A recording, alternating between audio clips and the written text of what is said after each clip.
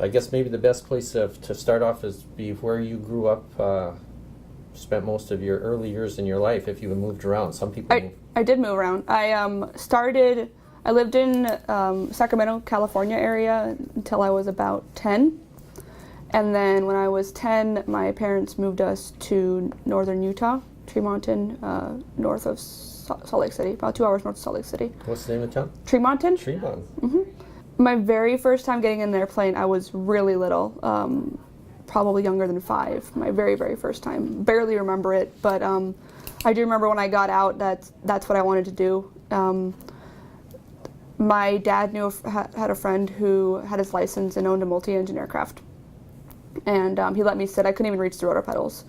I just remember grabbing the yoke and wanting to do barrel rolls really, really bad. No way. Yeah, I wanted to turn it, so I was banking it pretty hard, and my sister was in the back with my dad, and she was freaking out and screaming. So the pilot, of course, was controlling what I was doing, but I felt like I was doing everything, and it was a lot of fun. And this was at 5 years old, roughly? I was really young. Yeah, I was probably close to 5 or younger.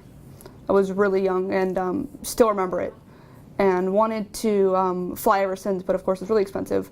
And my dad never really could afford it, but got involved. I mean, the way that I got involved was that first flight. I remember standing Right.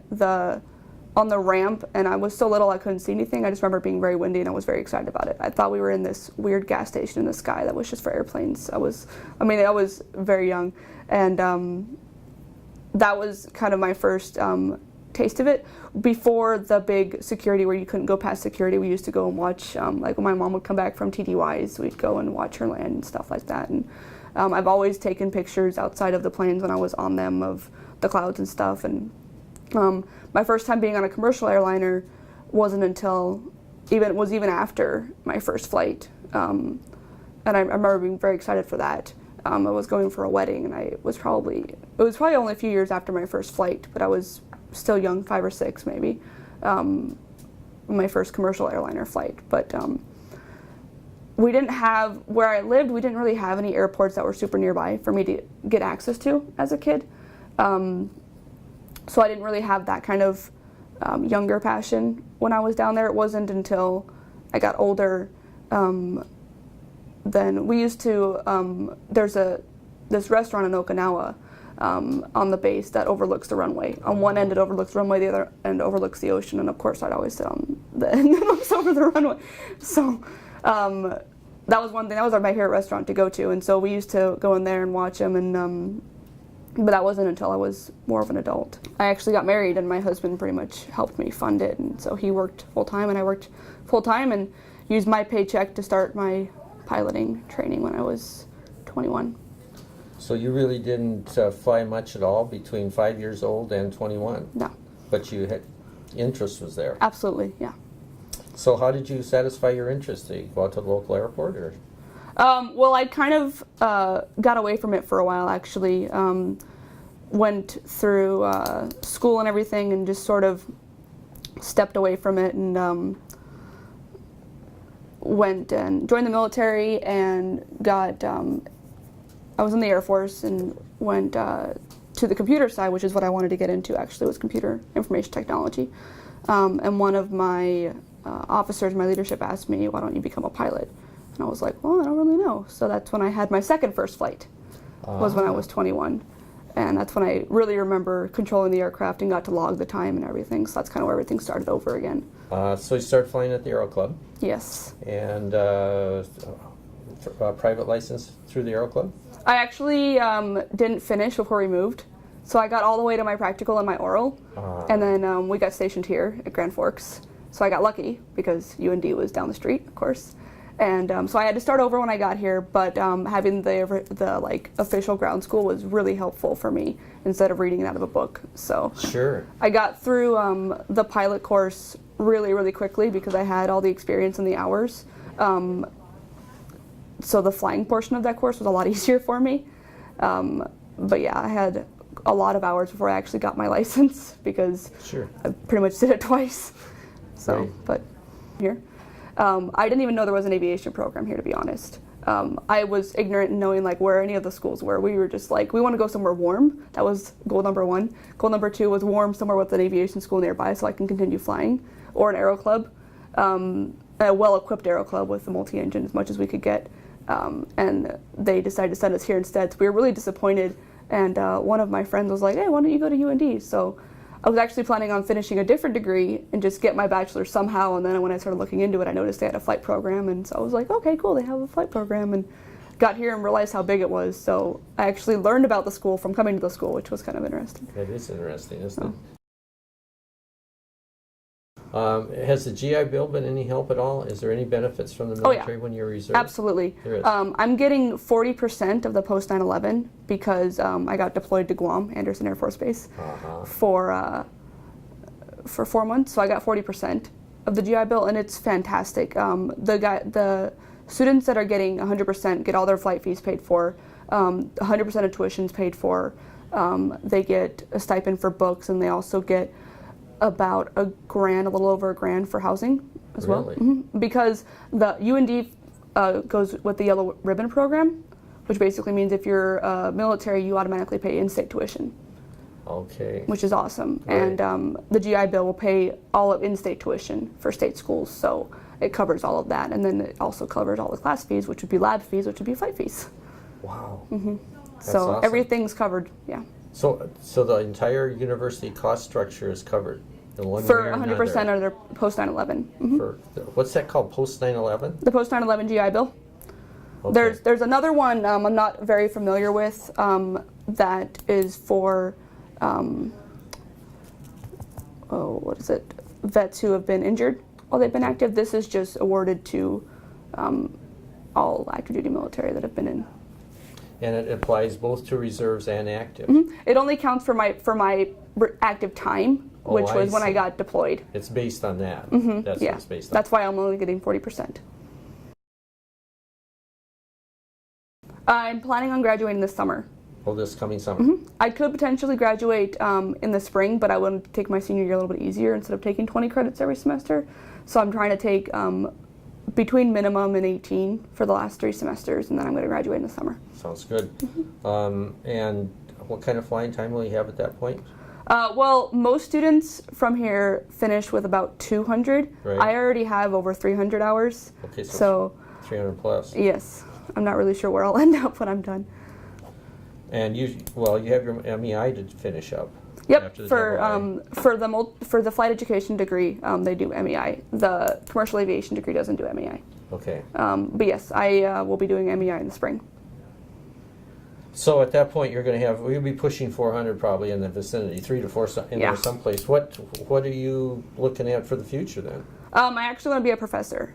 So I really want to teach flying. So the flight education degree is basically gearing me towards that. So I'm hopefully working to be a CFI for a while, and then work on my master's degree and be a professor ultimately. And stay here at UND? Possibly, depending on where my husband's career takes me, but that's kind of our plan, is to stay here. UND also has a satellite school in Phoenix, since I mentioned we want to be warm. Yeah. So their program down there is growing a lot, and so depending on where his career takes us, I might try to move down there. So if you were mentoring or somebody that age, like you were when you're junior or senior, how would you advise them how to seek out an aviation career at that point? I think it's important if you're seeking out a career, going to school is huge, especially if I think from my understanding is when you go to the airlines, it's one thing that they look for a lot is that you have the degree, and that kind of helps you get there. You can get your license anywhere, really, as long as they'll train you. But having that degree background gives you that extra push, I think, from what I've been hearing. And I think picking the right school is a big one. So when I do tours here and I'm talking to the high school kids when they come in for perspectives, I look at all the different schools. UND, for me and for all the students that are here, was right for them. Me, because I got kind of pushed in here, but it worked out, and I'm very, very, very happy that I'm here. And had I known that the degree program here, I would have gone here over anywhere else. And that's one thing that I think it's important, is for students not to just set their goals on one school like I did at the beginning, but look at many different schools and figure out which school is going to fit them the most, and that's where they're going to get the most success. Sure. And that's, I guess, what I would tell a high school student if that's what they want to do. Or, I mean, I'm always a big advocate of going in the Air Force. So the academy, if that's something that they want to do as far as pursuing an Air Force career, that's where I was in ROTC and dreaming of flying the A-10. I don't know if you know Pete Schumacher. Yeah. That was the first dream. I got medically disqualified 2 summers ago for my right ear is 5 decibels over the max for one frequency. Yeah, that cut me off, yeah. So that's kind of where I started altering my motives, career goals, I guess, after I found that out. So you gave a thought to, as soon as you graduate from here, to go through Air Force Flight School. Oh, absolutely, definitely. Yeah, that was one huge goal that I wanted. Whether I either wanted to fly the A-10 or fly heavies, because that was my original goal was to fly for the Air Force for 20 plus years, however, before I can retire, and then go into the airlines that way as well. And then going to school and then getting medically disqualified kind of altered the route I wanted to take. And even tour guiding helped me realize that I really love teaching. And so it was either the A-10, because that airplane's awesome, or any kind of heavy, just to get me in that course. But sure. That's interesting that you considered, well, I guess because you had already been in the Air Force. Oh yeah, and I loved it. I loved the traveling. I loved the lifestyle. My husband's in, and so we were able to, we understand each other's sides that way, and being in the Air Force and making more money on the opposite side just seemed like a no-brainer than being in the Air Force. And I mean, I still love being in the Air Force either way.